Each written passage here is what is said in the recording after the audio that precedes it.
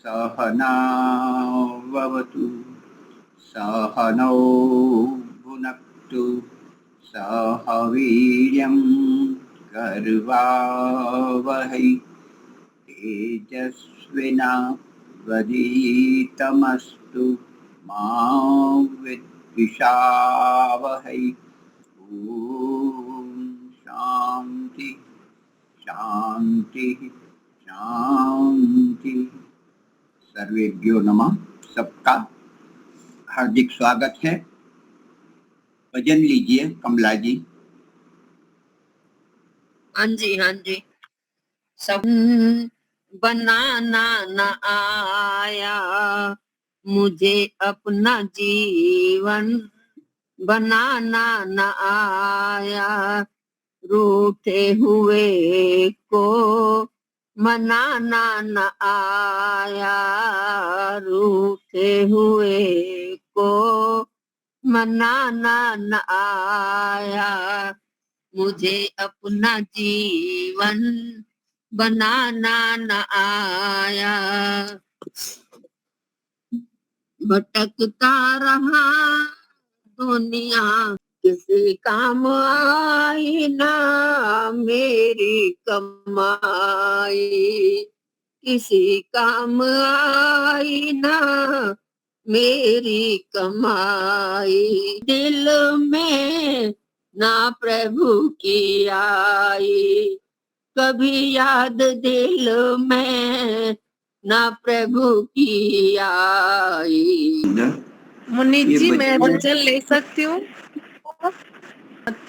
हारिए प्रभु ना विसारिए, हंसते मुस्कुराते हुए जिंदगी गुजारिए, हिम्मत न हारिए प्रभु ना विसारिए, हंस के मुस्कुराते हुए जिंदगी गुजारिए, हंस टूटे हंसते मुस्कुराते हुए जीना जिसको आ गया, टूटे दिलों को सीना जिसको आ गया, ऐसे देवताओं के चरण पखारिए, उनकी तरह नेक बन के जिंदगी गुजारी हो सबका भला, बात ऐसे कीजिए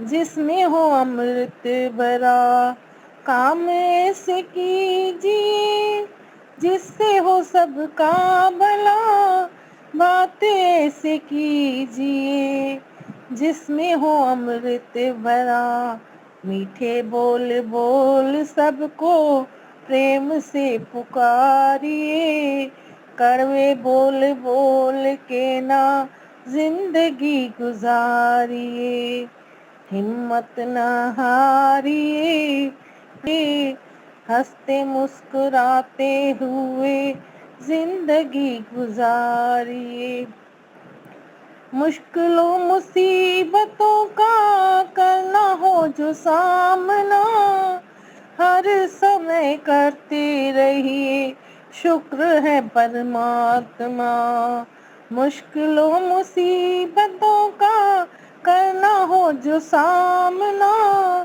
हर समय कहते रहिए शुक्र है परमात्मा, गिले शिकवे करके अपना हाल न बिगाड़िए, जैसे प्रभु राखे जैसे जिंदगी गुजारिए, हिम्मत न हारिए प्रभु ना विसारिए, हंसते मुस्कुराते हुए जिंदगी गुजारिए, शुभ कर्म करते हुए दुख भी अगर पा रहे, पिछले पाप कर्मों का भुगतान वो भुगता रहे, शुभ कर्म करते हुए दुख भी अगर पा रहे, पिछले का पाप कर्मों का भुगतान वो भुगता रहे, आगे मत उठाइए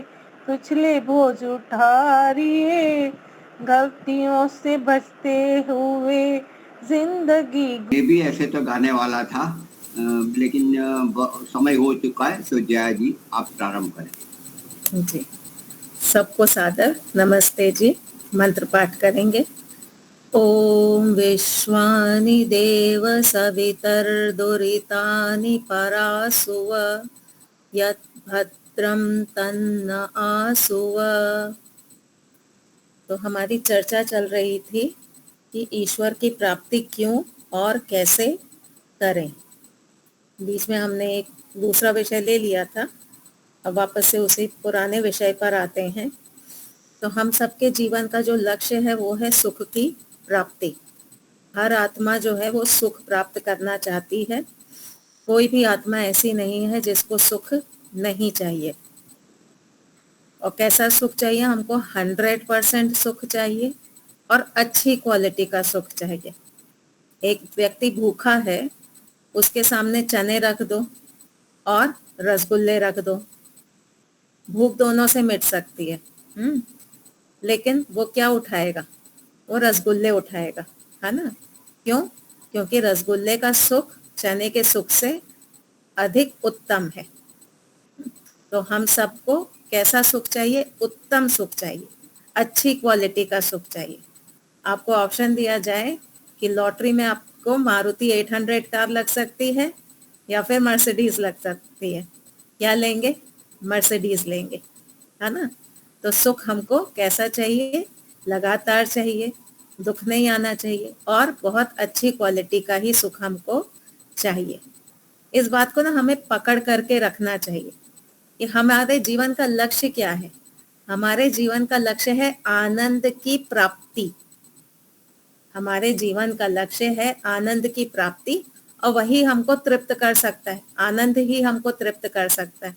आनंद प्राप्त होता है तो तृप्ति मिलती है। तो जब हम छोटी छोटी बातों पे दुखी हो जाते हैं ना, दुखी होकर के रहने लगते हैं, तो अपने आप को याद दिलाना चाहिए कि मुझे चाहिए क्या? मुझे तो आनंद चाहिए ना, दुख तो मुझे चाहिए नहीं। और ये जो अंदर दुख उठ रहा है, इसको क्या मैं नहीं हटा सकती हूँ? हटा सकती हूँ। बहुत सारा दुख तो हमारा काल्पनिक होता है। दुख भी दो प्रकार के हैं, एक वास्तविक दुख है और एक काल्पनिक दुख है। वास्तविक दुख क्या है? बुखार आ जाना, चोट लग जाना, भूख लगना, ये जो दुख होते हैं ना, ये वास्तविक दुख होते हैं। काल्पनिक दुख क्या होता है? उसने मुझे ऐसा कैसे कह दिया, उसने मुझ पे झूठा आरोप कैसे लगा दिया, वो मेरे साथ ऐसा व्यवहार कैसे कर सकता है। इस प्रकार की जो बातें सोच सोच के दुखी होते हैं ना, ये है काल्पनिक दुख। तो ये जो काल्पनिक दुख है, कम से कम हम इसको तो कंट्रोल कर सकते हैं ना। भाई बुखार आएगा तो वो तो वास्तविक है, दुख होगा ही। कैंसर आदि हो जाए, उसका ट्रीटमेंट चलता है, उसमें दर्द होता है, वो वास्तविक दुख है। वो तो हमको सहन करना ही पड़ेगा, उसको तो हम एक सीमा तक कम कर सकते हैं। पर एक सीमा ऐसी आएगी कि जब हमसे वो सहन नहीं होगा, हम दुखी होंगे, तो उस कंडीशन को तो हटा दो। ऐसी कंडीशन हमारे जीवन में कितनी आती है? बहुत कम आती है। साल के 365 दिन में आप कितने दिन बीमार पड़ते हैं? बहुत कम टाइम के लिए बीमार पड़ते हैं ना। कोई 365 दिन तो बीमार नहीं रहते। और इसी प्रकार से यदि आप देखो तो पूरे जीवन में भी आपको बीमारी वाला जो एक पीरियड होता है वो कब आता है? बुढ़ापे में जाकर के आता है। और बुढ़ापे में भी कभी अच्छा होता है, कभी खराब होता है। तो यदि हम देखने जाएं तो हम स्वस्थ अधिक समय तक रहते हैं और बीमार हम कुछ समय के लिए ही रहते हैं। तो चलो, बीमारी वाला दुख तो हम कंट्रोल नहीं कर सकते, लेकिन बाकी दुख तो कंट्रोल कर सकते ना। अपने आप को समझा सकते हैं कि मुझे तो सुख चाहिए था, मुझे तो आनंद में रहना था, और ये सोच सोच के मैं तो दुखी रह रही हूँ। तो मुझे दुखी नहीं रहना है, मुझे इस दुख को हटा देना है। मुझे सुख चाहिए था, मुझे सुखी रहना है।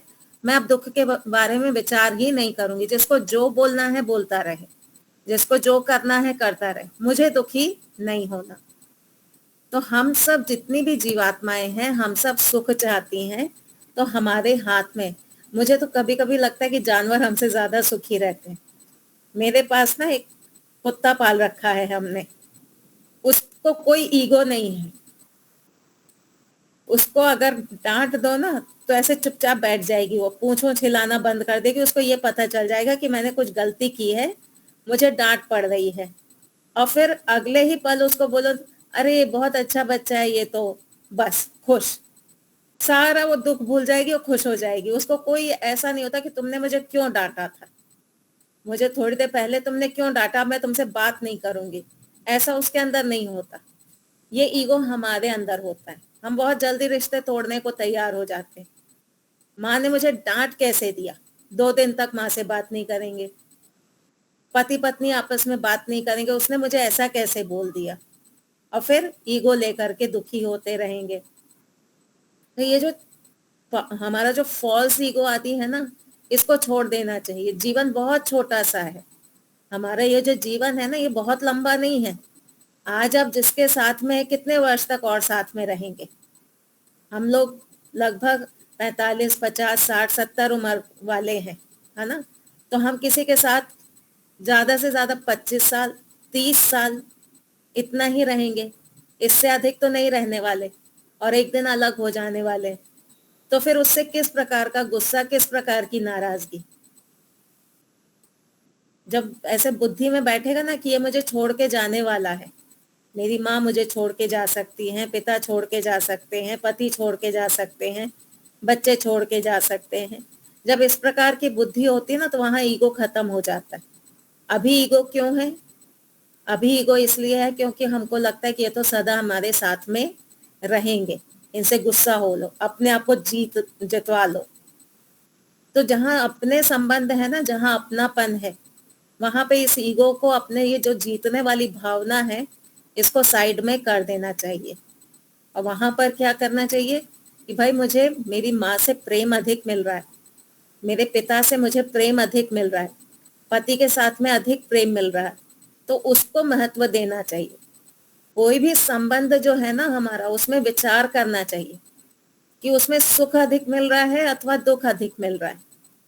अगर उसमें हमको सुख अधिक मिल रहा है, उस संबंध से हमारा आत्मिक बल बढ़ रहा है, हमको एक इमोशनल सपोर्ट मिल रहा है अथवा फाइनेंशियल सपोर्ट मिल रहा है, तो उस संबंध को नहीं तोड़ना चाहिए। अगर छोटी मोटी खटपट हो तो उसको सुलझा लेना चाहिए, बात करके सुलझा लेना चाहिए। एक बहुत बड़ी कमी क्या होती है कि हम मौन हो जाते हैं, हम बात को सॉल्व नहीं करते, एक दूसरे से बोल करके उसको सुलझाने की कोशिश नहीं करते हैं। तो बात करनी चाहिए, किसी और के बहकावे में नहीं आ जाना चाहिए। कई रिश्ते तो दूसरे के बहकावे में आकर के टूट जाते हैं, तो किसी के बहकावे में आकर के रिश्ते नहीं तोड़ने चाहिए। मान लीजिए मुझे दीपालिका जी के बारे में पता चला कि वो मेरे लिए कुछ उल्टा सीधा बोलती हैं, तो मैं विश्वास ना कर लूं, मैं सीधे दीपालिका जी से पूछूं कि आपने ऐसा कहा है? अगर उन्होंने कहा है तो मैं पूछूंगी कि आपने ऐसा क्यों कहा, मुझे प्रमाण दीजिए, आपने जो मेरे विषय में कहा है उसका प्रमाण दीजिए। और यदि वो कहती है कि नहीं मैंने नहीं कहा, तो बस फिर रिश्ता खराब नहीं करेंगे। तो किसी और की बातों में आकर के इस तरह से हमको रिश्ते नहीं तोड़ने चाहिए। बहुत मुश्किल से अच्छे लोग मिलते हैं। आजकल एक ना समाज में बहुत बड़ी प्रॉब्लम क्या चल रही है, पति पत्नी के रिश्ते बहुत टूट रहे हैं, छोटी छोटी बातों पे टूट रहे हैं। तो ऐसे नहीं तोड़ना चाहिए। कोई भी व्यक्ति जीवन में अकेले नहीं जी सकता, कितना भी बलवान क्यों ना हो, कोई भी व्यक्ति जीवन में अकेले नहीं जी सकता। ठीक है, आप जवानी में तो अकेले जी लेंगे, बुढ़ापे में क्या करेंगे? कोई चाहिए होगा ना सेवा करने वाला, तब क्या आप अकेले जा पाएंगे डॉक्टर के पास? हाथ पैर में दर्द हो रहा होगा, उठ पाएंगे नहीं बिस्तर से, कौन देगा आपको दवा? कौन आपके हाथ पांव दबाएगा? कौन खाना खिलाएगा? तो इस ईगो में नहीं रहना चाहिए कि मैं तो अकेले जी सकती हूँ। कोई अकेले नहीं जी सकता है। अकेले तो आप किसी भी जीवन के किसी भी काल में आप अकेले नहीं जी सकते हैं। जब पैदा हुए थे माता पिता के भरोसे थे, अपने परिवार वाले आपको सपोर्ट कर रहे थे। उसके अलावा देखिए, अगर आप अकेले जी सकते हैं तो चांद पे जाकर के जी के दिखाइए, मिलेगा भोजन वहां पे? यहाँ पे किसान जब खेती करता है, अनाज उगाता है, तब जाकर के आपको भोजन मिलता है। सड़क इतने लोग मिल करके बना रहे हैं, तब आप कहीं सड़क पे चल पाते हैं। इतने जो मेडिकल फार्मास वगैरह हैं वो दवाइयां बना रहे हैं, तब आपका जीवन ठीक ठाक चल रहा है। कहाँ आप अकेले जी रहे हैं? बहुत लोगों का कर्जा लेकर के आप जी रहे हैं, बहुत लोगों का कर्जा है आपके ऊपर, आप अकेले नहीं जी रहे हैं। ये आपकी भ्रांति है कि मैं अकेले जी लूंगी या फिर मैं अकेले ही जी रही हूँ। मेरे साथ में एक टीचर है, अकेली रहती है, अब सबको सीख देती है अकेले रहो, मैं अकेली हूँ, मुझे किसी की जरूरत नहीं। तो हम तो कहते हैं, उसको तो नहीं कहते, थोड़ा साइकिक टाइप है, लेकिन हम आपस में बात करते हैं, कोई व्यक्ति अकेला नहीं रह सकता। आपको हर कदम पे दूसरों की सहायता प्रत्यक्ष अथवा अप्रत्यक्ष रूप से पड़ती ही है, जरूरत होती ही है आपको। तो ये फॉल्स ईगो में रह करके दुखी होने की जरूरत नहीं है। खुश रहिए और खुशियां बांटिए। मनुष्य का कैसा व्यवहार होना चाहिए? मुझे खुश रहना है और मुझे खुशियां बांटनी है। कुछ लोगों की आदत होती है कि खुशी वाले माहौल को भी गम वाला माहौल बना देते हैं, लड़ाई झगड़ा करके। उनको इस बात की चिंता होती है यहाँ पे खुशियां कैसे हैं, इन दोनों का संबंध ऐसे कैसे अच्छा चल सकता है, तोड़ो इनके संबंध। आते ना ऐसे हमारे जीवन में कई लोग जो संबंध तोड़ने के लिए आते हैं। ऐसे लोगों को अपने जीवन में एंट्री मत दीजिए, क्योंकि ये खुद फ्रस्ट्रेटेड होते हैं, ये खुद दुखी लोग होते हैं, ये आपको दुखी ही करके छोड़ेंगे। ऐसे लोगों के साथ में संबंध बनाइए जो खुश रहते हैं। और अगर आपको ऐसा लगता है कि उनके हमारे जीवन में आने से दुख हो रहा है, तो उन लोगों को छोड़ देना चाहिए। हम संसार में दुखी रहने नहीं आए थे, हम संसार में खुश होने आए थे, और हमारी इच्छा भी यही है कि हमको खुश रहना। तो जहां से खुशियां मिल रही हैं बटोर लो, जहां खुशियां नहीं मिल रही हैं कोशिश करो कि वहां से भी खुशी मिल जाए, वहां पे हम खुशियां दे सके। नहीं दे सकते हैं, नहीं कर सकते हैं तो अलग हो जाइए, लेकिन दुखी नहीं होना है। नहीं आता। आज संसार में आप देखिए हर कोई दुखी है ना? सबको टेंशन है, हर कोई अपना टेंशन रिलीज करना चाहता है, कोई ज्यादा टेंशन लेना नहीं चाहता है। अब आपके पास कब कोई क्यों आएगा? अगर आप खुद दुखी होंगे तो क्या वो आपके पास आएगा? कोई नहीं आने वाला। पर वो देखेगा भाई ये खुश है, चलो इसके पास बैठ करके थोड़ी बातें करते हैं, हल्की फुल्की बातें करो, हंसी मजाक करो और अपनी जिंदगी एंजॉय करो। दुखी होकर के क्या मतलब? तो हमारा व्यवहार ऐसा हो जिससे लोग हमारे पास आए। वो महामृत्युंजय मंत्र जो है उसमें कहा ना कि हमारी सुगंधी चारों ओर फैले। तो चलो अभी हमारा इतना पोटेंशियल नहीं है कि चारों ओर फैले, लेकिन कम से कम अपने परिवार में, अपने दोस्तों में तो हमारी सुगंधी फैले। वो लोग तो बोले कि चलो जया बहन के पास चलते हैं, चलो दीपालिका जी के पास चलते हैं, उनके पास बैठ करके मजा आता है। ऐसा व्यवहार तो हो हमारा। तो हमारे जीवन का लक्ष्य क्या है? सुख की प्राप्ति। तो सुख के लिए हमको यहाँ वहां नहीं भागना है। सुख जो होता है ना, छोटी छोटी चीजों में भी मिल जाता है, बड़ी बड़ी चीजों में ही सुख हो ऐसा नहीं है। हम बड़े बड़े बंगले नहीं बना सकते, हाँ, अंबानी जैसा एंटीला हम नहीं बना सकते, तो क्या उसको पकड़ के दुखी रहे? सोचते ना, हाय इतना छोटा सा घर है, बड़ा घर भी नहीं है। उसको सोच करके दुखी होने का क्या मतलब है? अपना जैसा भी है अपना तो है, कम से कम कोई निकाल तो नहीं रहा हमको बाहर। कम से कम शांति से चैन से सो तो सकते हैं। और जितना छोटा घर होगा ना, उतना आपस में प्यार अधिक होता है। कैसे? आपके घर में मान लीजिए कि 4 लोग हैं, और 2 कमरे का आपका घर है। एक में पति पत्नी सो गए, एक में बच्चे सो गए। अब जब कॉमन टाइम है, खाने वाने का टाइम है, सब साथ में बैठे। अब क्योंकि घर छोटा सा है, एक दूसरे की शक्लें दिख रही हैं। अब वही बड़ा जब घर हो जाता है ना, एक बेटे का कमरा होगा दूसरे माले पे, एक बच्चे का होगा पहले माले पे, पति पत्नी होंगे ग्राउंड फ्लोर पर। बच्चे आएंगे सीधे चढ़ जाएंगे अपने अपने कमरों में, पति पत्नी अपने कमरे में बैठे हैं। ना एक दूसरे से मिलना हो रहा है, ना एक दूसरे को देखना हो रहा है। क्या सुख है ये? कोई सुख नहीं है। सुख कब होता है? जब चारों लोग साथ में बैठते हैं। कभी कभी ऐसा होता है कि बेटा जो है वो अपना खाना लेकर के ऊपर चला गया, बेटी अपना खाना लेकर के अलग चली गई, तो क्या फायदा हुआ बड़े घर का? साथ में बैठ करके अगर खिचड़ी भी खाओ ना तो स्वाद आता है, और अलग अलग बैठ करके आप 56 भोग भी खा लो ना, स्वाद नहीं आता है। खाने में स्वाद है, लेकिन अपनों के साथ खाने में अधिक स्वाद है। अकेले खाने में कोई स्वाद नहीं है। आपने कभी नोटिस किया है, जैसे ये क्रिकेट मैच आदि होता है ना, तो ये जो यंग बॉयज एंड गर्ल्स हैं, ये क्या चाहते हैं कि हम सब मिल करके देखें। वो जो क्रिकेट मैच है, ये लोग ऐसी प्लानिंग करते हैं कि हम सब मिल करके देखें। कहीं थिएटर में, कभी भारत और पाकिस्तान का मैच होता है तो थिएटर में उसको दिखाया जाता है। तो वो थिएटर में क्यों जा रहे हैं देखने? उनको अकेले देखने में क्यों मजा नहीं आ रहा? क्योंकि जब हम साथ में मिल करके वो मैच देखते हैं ना, तो उसमें खुशी अधिक होती है। आप अकेले बैठ करके, मान लीजिए पाकिस्तान का कोई विकेट गिरा है, आप अकेले बैठ करके क्या करेंगे? बस ऐसे देखेंगे, ज्यादा से ज्यादा अरे वाह और ताली बजा लेंगे, उससे ज्यादा क्या करें? वही जब पूरा बड़ा समूह होगा तो सब जोर से चिल्लाएंगे, हो हल्ला करेंगे, तो उसमें खुशी होती है ना। तो देख लीजिए, जब सब लोग साथ में होते हैं, एक जैसे मन वाले होते हैं, तो वहां खुशी होती है। और आप अकेले रहेंगे ना तो कोई खुशी नहीं होती है। तो जो चीज हमको प्राप्त नहीं है उसको हमें सोच करके दुखी नहीं होना। अब जो प्राप्त है हमको, उसमें हमको खुशी मनानी चाहिए। कम से कम हमारे साथ हमारे परिवार तो है, हमारे गुरुजन हैं, अच्छा अड़ोस पड़ोस हमको मिला हुआ है, तो यही सोच करके हम खुश हों। बड़ा घर नहीं है, मेरे पास कपड़े नहीं है, मेरे पास चप्पल नहीं है, मेरे पास बहुत अच्छा खाने को नहीं है, ये सारी छोटी छोटी चीजें सोच करके दुखी होंगे तो दुखी होने का संस्कार बनता रहेगा हमारे अंदर, और वो संस्कार बार बार उठेगा और हमको दुख देगा। कुछ लोग हमने देखे वो हमेशा दुखी ही रहते हैं, रोते ही रहते हैं। उनको कितना भी आप अच्छे से अच्छा दे दो ना, वो रोएंगे ही।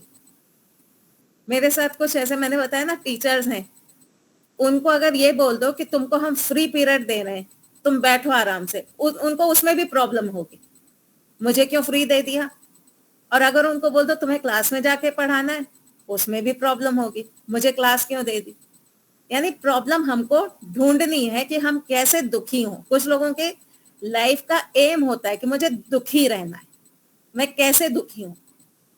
ऐसे लोगों को कोई नहीं पूछता है, ऐसे लोगों के पास कोई नहीं जाता। और जो व्यक्ति सोचता है मुझे तो खुश रहना है, किसी भी परिस्थिति में मुझे खुश रहना, ऐसे लोगों को पूछा जाता है। तो हम अपना एनालिसिस करके देखें, हम खुश रहते हैं या हम दुखी रहते हैं, अधिक समय हम क्या रहते हैं। अगर आपके पास लोग आ रहे हैं तो समझिए कि आप खुश रहते हैं। अगर लोग आपको नहीं पूछ रहे हैं तो समझिए आप दुखी रहते हैं। तो अगर आप दुखी वाले कैटेगरी में हैं तो अपने आप का एनालाइज करिए और खुश रहने का प्रयास करिए। जो भी है उतने में संतुष्ट रहेंगे, खुश रहेंगे। तो हम सारी आत्माएं कैसी हैं? हम सारी आत्माएं, स्वार्थ है हमारा कि हमें आनंद चाहिए, और वो आनंद प्राप्त करना इतना कठिन नहीं है। संतोष में सबसे ज्यादा आनंद है। जितना संतुष्ट रहेंगे उतना हम खुश रहेंगे, और जितना हाय हाय करेंगे उतना ही हम दुखी रहेंगे। ईश्वर का आनंद तो अभी हमको नहीं मिल सकता, अभी हमारी उतनी वो नहीं है, अभी हमारा पोटेंशियल नहीं है, हमारी कैपेबिलिटी नहीं है। पर इतना मान के तो खुश हो सकते हैं ना कि वो जो आनंद स्वरूप ईश्वर है वो मेरे साथ है, मेरे अंदर जो बैठा हुआ है वो कितना खुश है, वो कितना आनंदित है। आपके अंदर ईश्वर बैठे हैं कि नहीं बैठे? बैठे हैं ना। जहां पर आप हैं वहीं पे ईश्वर हैं। आपके सबसे निकट तो वही है, बाकी सब तो आपसे दूर हैं, आपसे बाहर हैं। आपके माता पिता, पत्नी पति, बच्चे, दादा चाचा, जो भी आप देखिए वो सब तो आपसे बहुत दूर हैं। आपके सबसे निकट ईश्वर है, और वो ईश्वर कैसे हैं? आनंद स्वरूप, सदा मस्त, कभी दुखी नहीं होते। भूकंप आ जाए, बाढ़ आ जाए, प्लेन क्रैश हो जाए, ट्रेन की दुर्घटना हो जाए, चोरी हो जाए, कुछ भी हो जाए, क्या ईश्वर कभी दुखी होते हैं? कभी दुखी नहीं होते, कभी विचलित नहीं होते। हाय, इतनी सुंदर पृथ्वी बनाई थी और देखो भूकंप आ गया। होते हैं ऐसे दुखी? नहीं होते।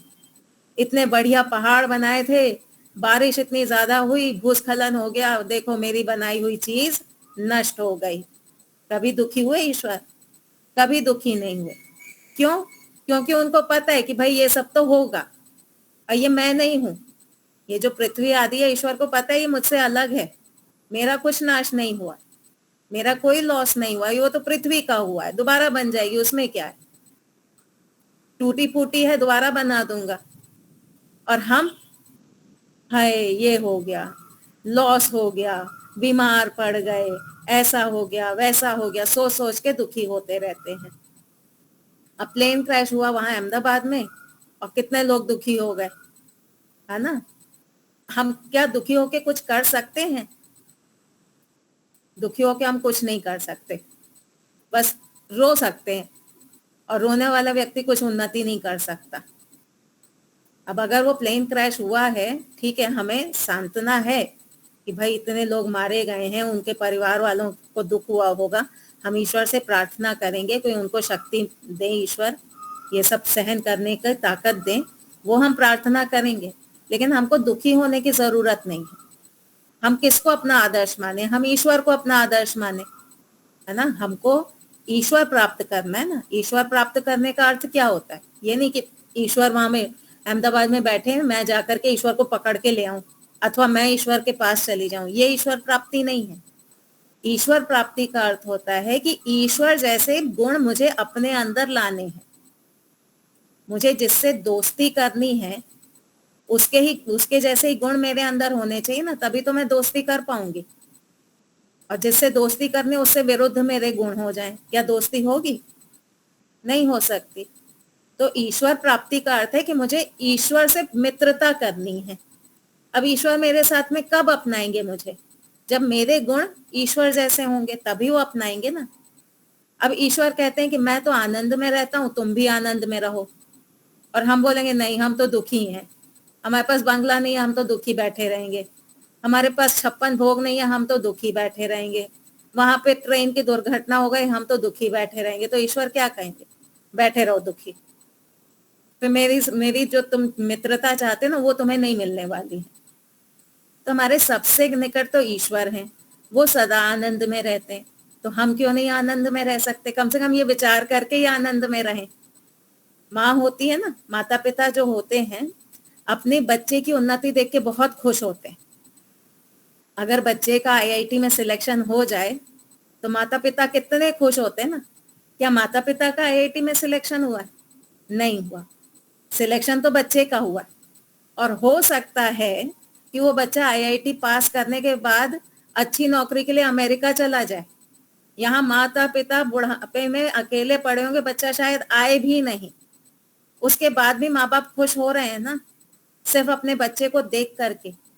तो ऐसे ही ईश्वर को देख करके हम खुश क्यों नहीं हो लेते? ईश्वर हमारे माता पिता हैं। तो ईश्वर मेरे माता पिता वो खुश हैं, तो मैं क्यों नहीं खुश रहूं? जैसे माता पिता बच्चे को देख के खुश होते हैं, वैसे ही हम अपने माता पिता अर्थात ईश्वर को देख करके खुश रहें कि वो माता पिता जो हैं मेरे अंदर बैठे हुए हैं, वो कितने आनंद में हैं, मैं भी आनंद में रहूं। मुझे अल्टीमेटली क्या करना है? अल्टीमेट तो यही है ना कि मुझे ईश्वर की प्राप्ति करनी है। बाकी सारी चीजें तो बाहर की हैं। बाकी आप कितना भी इकट्ठा कर लो, एक होता है भौतिक उन्नति, एक होती है आध्यात्मिक उन्नति। आज हम किस में लगे हुए? हम भौतिक उन्नति में ही लगे हुए। हम सबके जीवन में भौतिक उन्नति के लिए हम इतना प्रयास कर रहे हैं। मेरा बहुत सुंदर सा बड़ा सा घर हो, मेरे पास बड़ी सी गाड़ी हो, मेरे किचन में बहुत अच्छे अच्छे खाने के आइटम होने चाहिए, मेरी अलमारी में एक से एक सुंदर कपड़े होने चाहिए। यही है ना हमारे जीवन का लक्ष्य। ये क्या है? ये है भौतिक उन्नति। और ये भौतिक उन्नति जो है ना, ये हमको वापस जीरो पे ही ले जाएगी। ठीक है, इस जन्म में आपने बहुत कुछ कमा लिया, बहुत कुछ इकट्ठा कर लिया, खूब बढ़िया घर बना लिया, सब कुछ कर लिया, जैसे ही मरे फिर क्या? ले गए एक भी यहाँ से? कुछ नहीं ले गए। यहाँ से आप कुछ भी नहीं लेके जाने वाले। आप कितना भी सुंदर से सुंदर घर बना लो, आप इटालियन मार्बल लगवा लो अपने घर में, बड़े बड़े आजकल तो लाखों में तो जो क्या बोलते हैं, शैंडलियर बोलते हैं ना, जो झूमर लटकते हैं लाइट वाले, लाखों में वो भी आते हैं, आप वो टांग लो अपने घर में। कितना भी आप सामान इकट्ठा कर लो, एक बार सांस बंद हुई सब कुछ यहीं छूट गया। आप एक सुई जितना भी अपने साथ लेकर के नहीं जाएंगे। इस जीवन में पूरा आप खपते रहे, पूरी एनर्जी आपने सारी चीजें इकट्ठी करने में लगा दी और एक सांस में वो सब कुछ खत्म। अब अगला जन्म होगा, अब क्या करेंगे? वापस से वही दौड़ शुरू हो जाएगी, वापस से पढ़ो, पैसा कमाओ, पैसा कमाने के बाद में घर बनाओ, गाड़ियां खरीदो, फिर वही सब कुछ होगा। तो ये जो भौतिक उन्नति में हम लगे पड़े हैं, ये भौतिक उन्नति हमारे कभी भी काम आने वाली नहीं है। वो केवल कुछ समय के लिए हमारे इस जीवन के दुख को थोड़ा कम कर सकती है। जो भौतिक उन्नति होती है ना, आपका जो घर है, घर में एसी का लगवा लिया आपने, कार खरीद ली, अच्छे अच्छे कपड़े ले लिए, ये आपका कुछ समय के लिए तो दुख खत्म कर सकती हैं, लेकिन पूर्ण रूप से आपको सुखी नहीं कर सकती हैं। और ये कहीं पे भी खत्म होने वाला नहीं है। अगले जन्म में फिर आप इसी सब में लग जाएंगे। स्वामी सत्यपति जी कहते थे, ईंट पत्थर जोड़ने में अपना जीवन नष्ट मत करो। मुझे तो कभी कभी आश्चर्य होता है कि स्वामी सत्यपति जी को देखिए, एक घर नहीं बनाया, खुद भी आनंद में रहते थे और कितने लोगों का जीवन उन्होंने बदल दिया। हम सब उसका एक दृष्टांत है, उदाहरण है। हम सब ने उनसे कहीं ना कहीं कुछ ना कुछ सीखा है। उस व्यक्ति के पास एक छत नहीं थी, कपड़ों के नाम पे बस वही गेरुए रंग के वस्त्र पहनते थे, कोई फैंसी गाड़ियों में नहीं घूमते थे, कुछ भी नहीं था और स्वयं आनंद में रहते थे। और कितनों के जीवन को बदल दिया उन्होंने। ये क्या है? ये आध्यात्मिक उन्नति थी उनकी। वो भौतिक उन्नति के पीछे नहीं भागे, क्योंकि उनको पता था भौतिक उन्नति काम आने वाली नहीं है, आध्यात्मिक उन्नति काम आती है। तो हमको क्या करना है? हमको आध्यात्मिक उन्नति करनी है। आध्यात्मिक उन्नति करेंगे ना तो अगले जन्म में वो हमारे साथ जाएगी। भौतिक शरीर तक ही सीमित है और आध्यात्मिक आत्मा से संबंधित है। हमारे अंदर जो दोष हैं उनको जब हम खत्म करेंगे, उनको नष्ट करेंगे, अविद्या के संस्कारों को जब हम नष्ट करेंगे, तो हमारी आत्मिक उन्नति होगी। वो हमारी रियल प्रोग्रेस है। आज मान लीजिए मेरे अंदर 100 दोष हैं, इस जीवन में मैंने प्रयास किया कि कम से कम 20 तो हटा लूं, तब जब अगले जन्म में जाऊंगी तो कितने दोष लेके जाऊंगी? केवल 80 लेके जाऊंगी। और हर जन्म में ऐसे 20 करते करते 5वें जन्म में जाकर के मेरा मोक्ष हो सकता है। पर इन 100 दोषों पे मैं ध्यान नहीं दूं और मैं बाहर की उन्नति में लगी रहूं। मुझे तो आईफोन चाहिए है, मुझे तो बहुत अच्छा सा घर चाहिए है, मुझे बहुत अच्छी सी गाड़ी चाहिए है, मुझे ये चाहिए है, वो चाहिए, ब्रांड वाले कपड़े चाहिए, ब्रांड वाले जूते चाहिए, सब कुछ चाहिए है। तो क्या अगले जन्म में यहाँ वाला मेरे को बैंक बैलेंस ईश्वर देंगे कि तुमने इस जन्म में बहुत मेहनत की है, लो सारा बैंक बैलेंस तुमको मैं वापस देता हूं? नहीं देने वाले। तो इतना जो हमको मूल्यवान शरीर मिला है ना, ये जो मनुष्य शरीर है, ये बहुत उत्तम क्वालिटी का है। इसमें जो बुद्धि हमको मिली है, हाथ पांव आदि मिले हैं, वाणी जो मिली है, ये हमको बहुत मुश्किल से मिली है। संसार में अगर आप रेशो देखें ना, कितने लाख योनियां बोली जाती हैं? 84 लाख योनियां बोली जाती है ना। 84 लाख में एक मनुष्य है और उसकी तुलना में 83,99,999 अन्य योनियां हैं। 84 लाख लोग दौड़ रहे थे, उन 84 लाख लोगों में आप फर्स्ट आए हैं। ऐसे गिनिए अपने आप को। 84 लाख, अगर एक कॉम्पिटिटिव एग्जाम में 84 लाख लोग बैठे और उसमें आपका सिलेक्शन हो जाए तो आप कितने महान हैं, है ना। अब सिलेक्शन तो आपका हो गया, आप बन गए आईएएस अन्यों की अपेक्षा, पर वहां जाकर के आपने काम वही किए जो पीछे आपके 83 लाख वाले लोग कर रहे हैं। जो पीछे रह गए हैं वो जो कर रहे हैं आप भी वही कर रहे हैं। वो पीछे क्या कर रहे थे? खाना खा रहे थे, आप भी खाना खा रहे हैं। वो बच्चे पैदा कर रहे थे, आप भी बच्चे पैदा कर रहे हैं। वो भी पीछे अपना घर बना रहे थे, आप भी अपना घर बना रहे हैं। तो इतनी दौड़ आपने लगाई, आप जीते, पर आपके अंदर कोई सुधार नहीं आया। तो पीछे वाले देख करके क्या बोलेंगे? क्या फायदा तुम्हारे जीतने का? ईश्वर कहेंगे ना, ले इतना तेज भागा था, शरीर दिया, फायदा उसका कुछ नहीं उठाया उसने।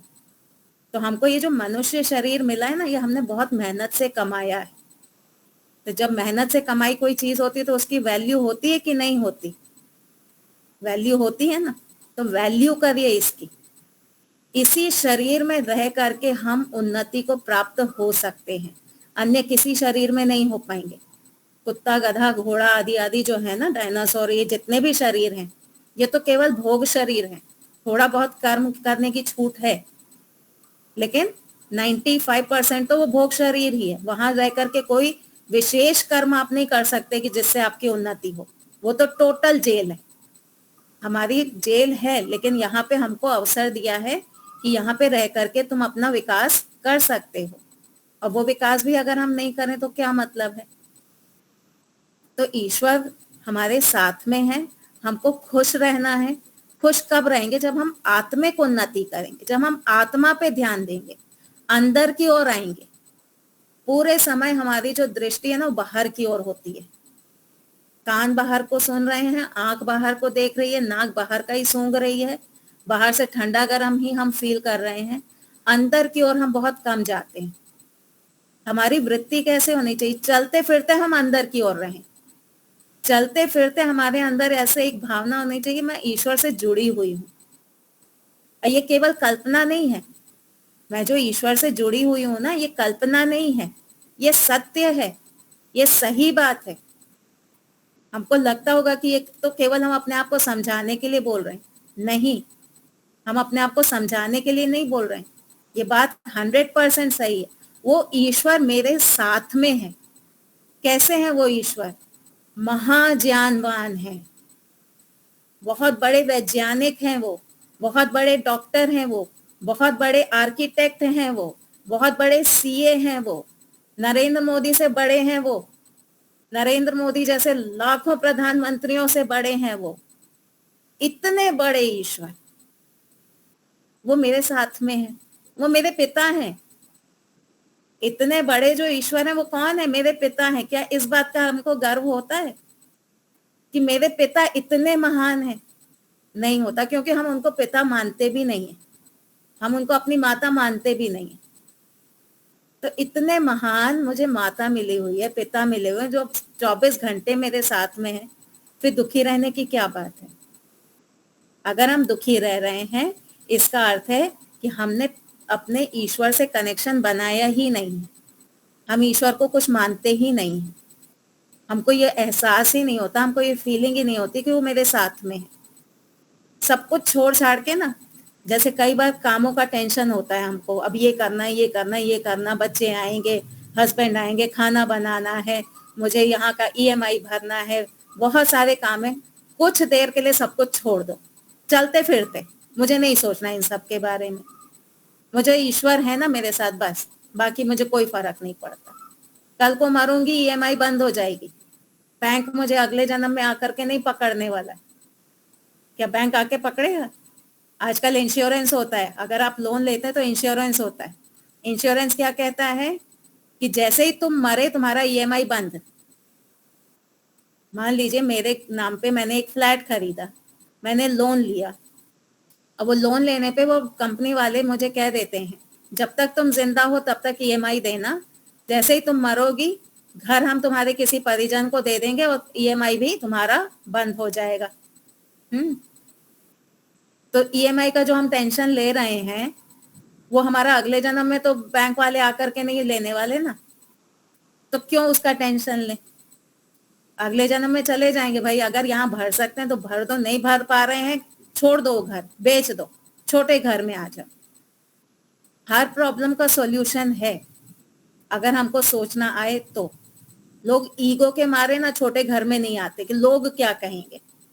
बड़ा घर खरीद लेते हैं, ईएमआई भर नहीं पाते, फिर सोचते हैं अरे अगर छोटे घर में आ गए तो लोग क्या कहेंगे कि देखो ये तो बड़ा घर लेने गया था।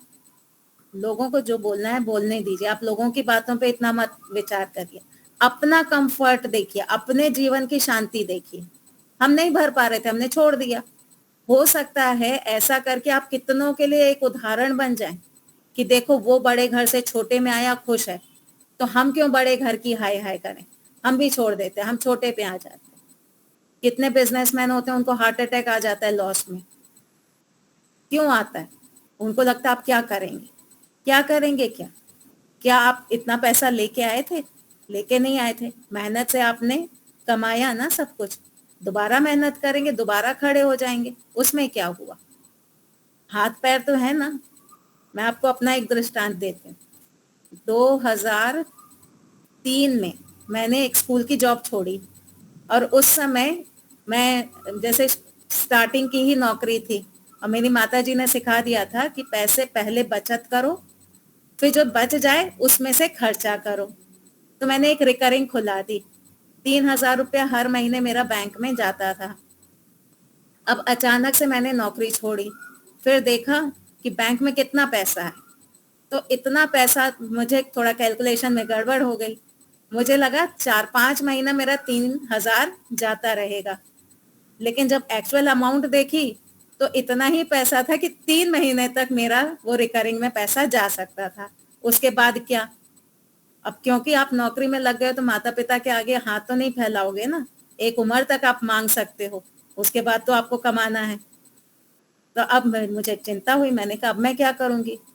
फिर रात को ऐसे ही वॉक कर रही थी, मैंने मन में सोचा कि जो मैं पैसा कमा रही थी किस दम पे कमा रही थी। मैं टीचर हूँ, टीचर के लिए सबसे जरूरी है उसकी बोली, बोलने से ही पढ़ाते ना, और हाथ पैर। ठीक है, टीचर के लिए बोली चाहिए और हाथ पैर से ही चल फिर करके आप पढ़ाएंगे। ये तीनों चीजों तो मेरे पास में है। बोली मेरी कहीं गई नहीं है, हाथ पैर मेरे सही सलामत है, मैं दुखी क्यों हो रही हूँ? इतनी हिम्मत मुझ में अंदर आई। अगले दिन मैंने न्यूज़पेपर में ऐड दिया ट्यूशन क्लास का, और मुझे जितना मैं स्कूल में रह के कमा रही थी उससे दुगना मैंने ट्यूशन क्लास में कमाना शुरू कर दिया। विचार करिए, जितना था उससे दुगना आना शुरू हो गया। और कोई बेईमानी की कमाई नहीं थी, बहुत अच्छे से पढ़ाती थी, मैं अच्छी टीचर हूँ। तो अच्छे से पढ़ा करके मैंने कमाना शुरू कर दिया। अब निराश होके बैठ जाओ, अब क्या करें, मैं तो स्कूल में ही अप्लाई करूंगी। मिड सेशन में छोड़ा था, सेशन का जो बीच होता है ना उसमें छोड़ा था, और मिड सेशन में आपको कोई लेता नहीं ज्यादातर। तो अगर मैं दुखी होके बैठ जाती तो क्या था? तो अपने आप को संभाला, रास्ता ढूंढा, और फिर नई जर्नी शुरू हो गई। फिर नया साल शुरू हुआ, एक जगह अप्लाई किया, बढ़िया वहां पे नौकरी लग गई। तो कोई भी चीज ना हमको रोक नहीं सकती अगर हमारे अंदर विल पावर है तो। बिजनेस में लॉस हो गया है, कोई बात नहीं, दोबारा खड़े हो जाएंगे। ईएमआई नहीं भर पा रहे, कोई बात नहीं, छोड़ देंगे उसको। वो सब हमारे हाथ का ही है ना, ईगो के कारण हमने उसको पकड़ करके रखा हुआ। तो जितने भी रास्ते हैं ना ये दुख आने के, उन सबको छोड़ दीजिए, उनको जीवन में नहीं पालना है, उनको छोड़ते जाइए। मुझे खुश रहना है, किसी भी हाल में मुझे खुश रहना है। मेरी माताजी अभी बहुत सीरियस बीमार हुई थी, तो उसके बाद में क्या हुआ, अब जैसे वो थोड़ी ठीक हो गई, अभी भी 70-80% ठीक है, पूरी ठीक नहीं है, कभी कभी दुखी हो जाती हैं। तो मैं उनको कहती हूँ कि आप वो दिन याद करो जब आप बीमार पड़ी थी, जब आप हॉस्पिटल में थी, आईसीयू में थी, और आज का दिन देखो, सुधार है ना? आप क्रिटिकल कंडीशन में वहां पे थी, वहां से अभी यहाँ तक आप आ गई हैं। अभी आप कम से कम घर के अंदर तो अपने आप चल फिर सकती हैं, अपना काम तो कर सकती हैं ना।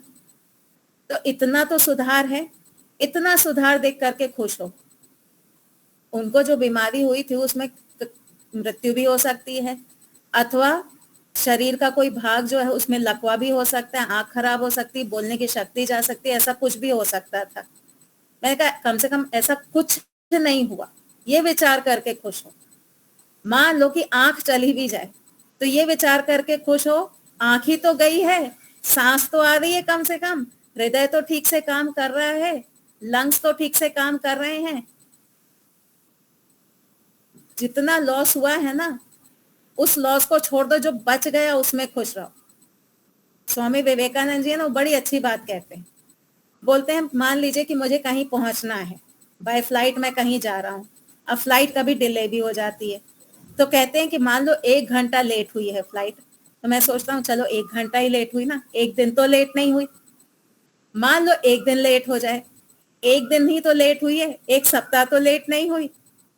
क्योंकि मैं तो ऐसे विचार कर करके खुश रहता हूँ, मैं दुखी नहीं होता, क्योंकि मेरे हाथ का तो वह है नहीं। तो हम भी दुखी ना हो, हम खुश होने के लिए जीवन संसार में आए थे। ईश्वर ने हमको खुश रहने के लिए संसार में भेजा था, तो हमको खुश रहना है, अपने जीवन का मोटो बनाना है, किसी भी परिस्थिति में मुझे खुश रहना है। मेरे साथ ऐसा हुआ था कि मुझे 1.5-2 साल तक ना सिर्फ खिचड़ी, लौकी की सब्जी और रोटी, बस मैं इतना ही खाती थी, क्योंकि शरीर साथ नहीं दे पा रहा था, तो मैं कुछ और खाऊं तो तबीयत खराब हो जाए। मैं उसमें भी खुश थी। मैंने कभी मैं रोई नहीं कि देखो ये लोग तो ये खा रहे हैं, मुझे खाने को नहीं मिल रहा है। मैंने 1 दिन भी नहीं रोई। मैं कहा कम से कम मैं खिचड़ी तो खा पा रही हूँ, मुझे उसी में अच्छा लग रहा था, कम से कम मैं लौकी की सब्जी और रोटी तो खा पा रही हूँ, इतना तो है। तो जो भी परिस्थिति है ना, उसमें खुश रहना चाहिए, खुशियां बांटनी चाहिए, किसी को दुख नहीं देना है, किसी के संबंधों को तोड़ना नहीं है, लोगों के संबंध को हमको जोड़ना है। जोड़ने वाले की वैल्यू ज्यादा होती है। 2 लोग आपस में लड़े ना, तो आपके पास सुलह के लिए आए, ये सोच के ना आए कि उसके पास जाएंगे तो वो तो बुद्धि भ्रष्ट कर देगा। तो हमारा व्यवहार ऐसा हो कि लोग हमारे पास आए, हमसे कटे नहीं। तो हमारे जीवन का लक्ष्य है आनंद की प्राप्ति। वो आनंद की प्राप्ति हमें बाहर से कोई नहीं कराने वाला, वो हमें खुद ही प्रयास करना पड़ेगा।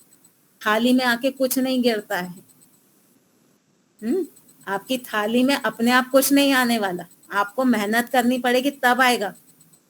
तो प्रयास करिए, हम खुश रहेंगे, आनंद में रहेंगे और खुशियां हम बांटेंगे। संसार में खुशी की कमी है, लोगों में खुशी की कमी है, हम वो कमी को पूरा करेंगे।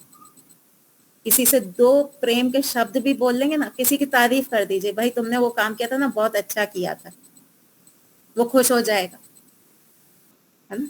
तो खुशियां बांटना कोई बहुत मुश्किल नहीं है। आते जाते थोड़ा सा स्माइल दे दीजिए किसी को। एक मैं छोटा सा वीडियो देख रही थी कि इंडिया के लोग और अमेरिका के लोग में क्या अंतर है। ऐसे एक लिफ्ट का सीन था कि इंडियन, ऊपर टैग आया इंडियन, एक कोई लड़की खड़ी हुई है, दूसरी लड़की आई, जो इंडियन लड़की ऐसे देखी साइड में और यूं मुंह ऐसे करके खड़ी हो गई। ये इंडियन मेंटालिटी। अमेरिका वाला अगला सीन, सेम लोग हैं, अब अमेरिका लिखा हुआ आया, वो लड़की खड़ी हुई है, दूसरी लड़की आई, उसने इंग्लिश में बात की, अरे तुम कैसी हो, क्या है, ये है वो है, स्माइल दी, फिर लिफ्ट रुकी, दोनों अपने अपने अलग हो गए। तो ये मेंटालिटी है। कोई आ रहा है सामने से, थोड़ा सा स्माइल दे दो। अभी हम इतने आध्यात्मिक तो है नहीं ना कि सिर झुका करके चलते हो, अभी तो हम ऊपर देख के ही चलते हैं ना।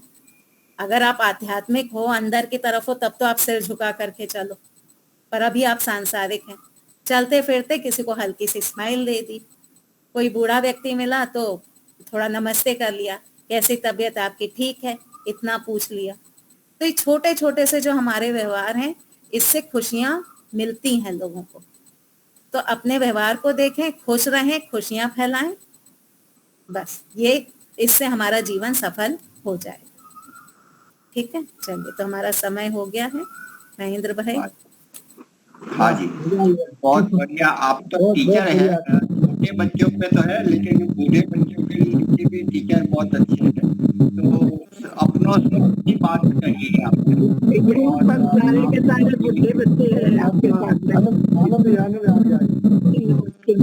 आपकी एक लाइन भी छुट्टी नहीं, माइंड से, मतलब इसमें एकाग्र बने रहे। ये ही बस शिक्षक की कला होती है कि गुरुदेव और ये कोई भी बच्चे हो बस सुनते रहे और अच्छा रहे। बहुत बढ़िया। आपकी क्लास भी न्याय दर्शन की रात्रि को चलती है? हाँ, कल रात को 9 से 10 होगी।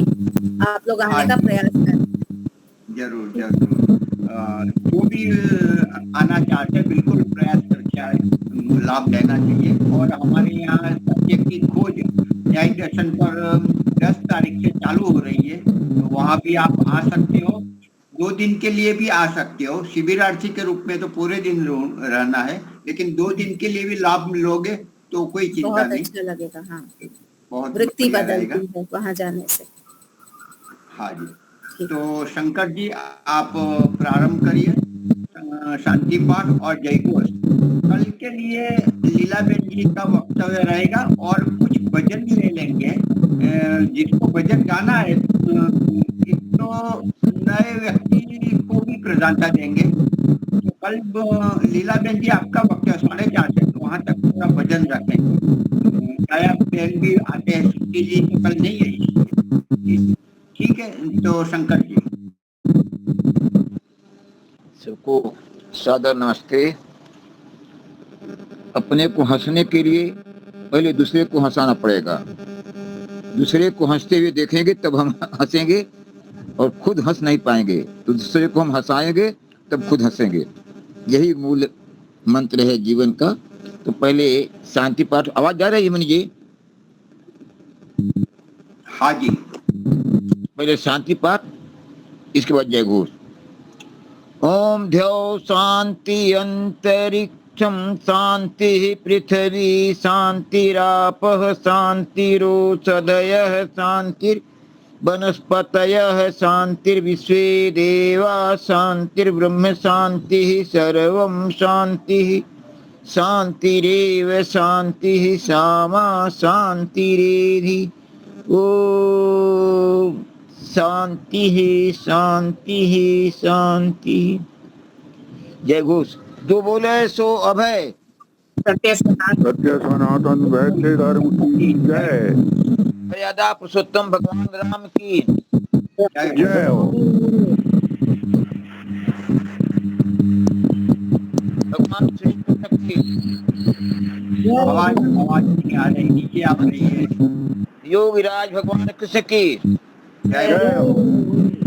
भारत माता की जय हो। गौ माता की रक्षा हो। युग प्रवर्तक महर्षि दयानंद सरस्वती की जय हो। डॉक्टर सूर्य गोविंदानंद की जय हो। वेद की ज्योति जलती चलती रहे। ओम का झंडा ऊंचा रहे, समाज अमर रहे, चार प्रकाश घर अमर रहे।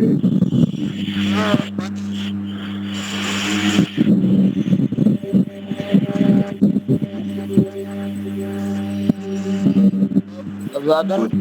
सर्वेभ्यो नमः। जी। सबको सादर नमस्ते।